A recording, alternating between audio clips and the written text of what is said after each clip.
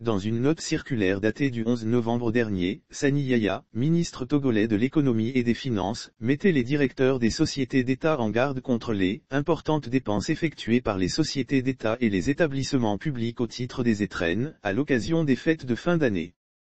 Cette pratique, non seulement fragilise la trésorerie de ces entreprises mais également a un impact budgétaire sur le compte d'exploitation de ces structures particulièrement en cette période de fin d'année, a fait savoir Sani Yaya qui semble avoir bien des raisons de faire cesser ces pratiques, vu les urgences de l'heure, les besoins dans le pays ne cessent de croître, surtout durant cette période de crise sanitaire dont les effets impactent négativement la vie sociale des populations.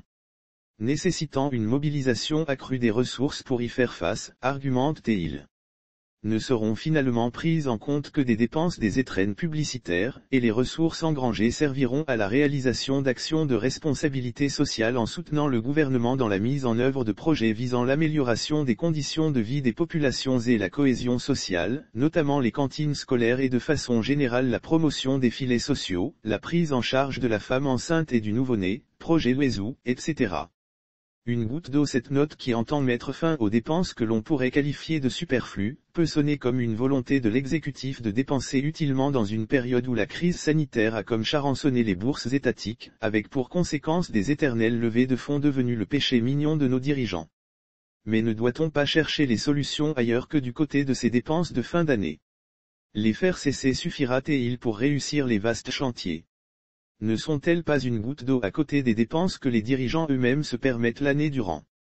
Si les autorités veulent vraiment améliorer les conditions de vie des populations et la cohésion sociale, sans doute leur faudra-t-il revoir leur train de vie qui n'a pas changé depuis l'apparition de la Covid-19 en terre togolaise.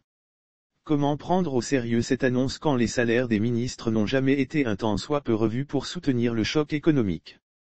L'exécutif veut jouer la carte de l'économie, mais les députés n'ont jamais émis l'idée de la revue en baisse de leur salaire afin d'aider à la mobilisation accrue des ressources, chère à Sani Yaya. Comment peut-on espérer sortir aussi rapidement de cette crise quand les mêmes députés, qui n'ont d'élu que le nom, qui passent plus leur temps à avaliser les anecdotiques projets de loi qu'à considérer les conditions de vie de ceux qu'ils disent représenter, continuent de bénéficier d'aussi insolents émoluments, sans compter leurs bons de carburant mensuels?